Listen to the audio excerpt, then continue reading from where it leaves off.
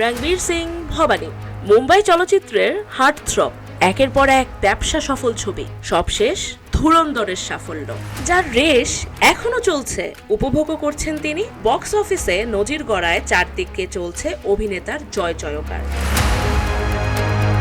তবে এর মধ্যেই বড়সড় ঝামেলায় পড়ে গেলেন নায়ক Ranbir. Federation of Western Indian cinema employees FWICE তাকে আনুষ্ঠানিকভাবে নিষিদ্ধ করার সিদ্ধান্ত নেন।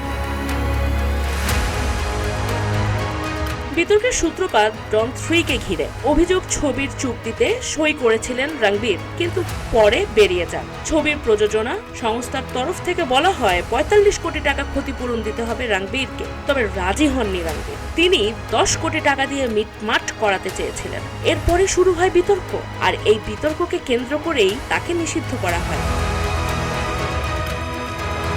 ইন্ডাস্ট্রির অন্যরা যাতে রণবীরের সঙ্গে কাজ না করেন সেই ব্যাপারেও নির্দেশ দিয়েছেন এই সংগঠন।